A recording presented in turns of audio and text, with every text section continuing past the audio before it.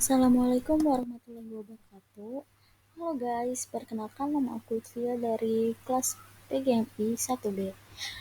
Ada yang tahu nggak sih sifat-sifat cahaya dan alat optik itu apa? Mari kita simak video berikut ini. Cahaya adalah salah satu energi yang memiliki gelombang elektromagnetik yang kasat mata dengan panjang gelombang sekitar 380 sampai 750 nm. Gelombang cahaya tidak membutuhkan medium untuk merambat. Itulah sebabnya cahaya tetap dapat merambat meskipun dalam ruangan yang hampa. Cahaya adalah salah satu energi. Nah guys, berikut contoh cahaya matahari tetap bisa sampai ke dalam ruangan meskipun melewati ruang hampa udara di luar. Sifat-sifat cahaya tergolong menjadi dua bagian loh guys. Yang pertama ada cahaya yang berasal dari benda itu sendiri, seperti matahari, senter, lilin, dan juga lampu. Yang kedua, ada cahaya yang memancar dari benda akibat memantulnya cahaya pada permukaan benda tersebut dari sumber cahaya. Misalnya, jika kalian melihat benda berwarna biru, artinya benda tersebut memantulkan cahaya berwarna biru. Begitu pula dengan benda-benda lainnya. Sifat-sifat cahaya ternyata dibagi menjadi 5 loh guys. Ada yang penasaran gak sih apa aja? Oke, mari aku tunjukin. Yang pertama ada cahaya merambat. Sifat cahaya yang merambat lurus akan terjadi jika melewati satu medium perantara. Yang kedua, cahaya dapat menembus benda bening. Cahaya menembus benda bening dapat terlihat jika kita menerangkan plastik bening, gelas kaca, atau benda bening lainnya ke arah sinar lampu. Yang ketiga, cahaya dapat dipantulkan. Cahaya dapat dipantulkan dibagi menjadi dua macam. Yang pertama, pemantulan cahaya secara teratur.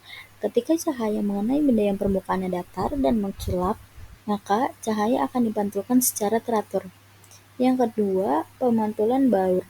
Pemantulan baur tidak teratur sering disebut dengan pemantulan baur atau difus.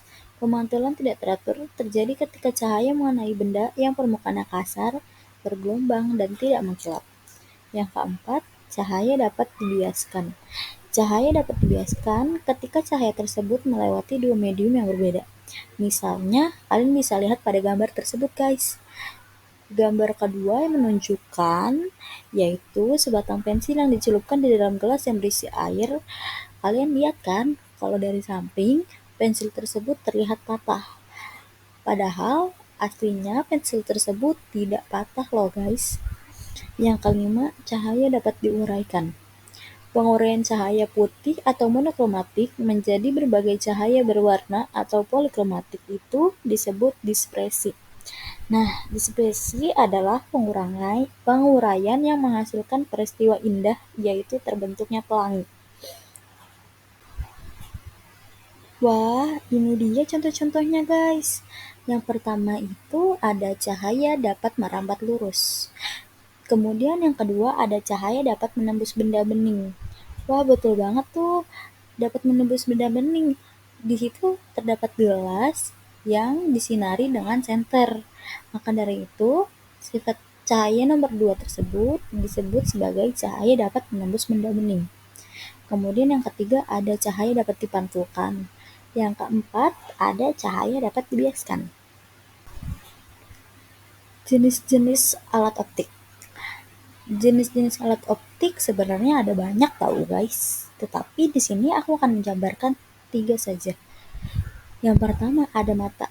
Mata kita termasuk jenis-jenis alat optik loh guys. Karena mata kita dapat melihat suatu benda atau berbagai macam benda lainnya. Yang kedua ada kaca pembesar. Ketiga kamera.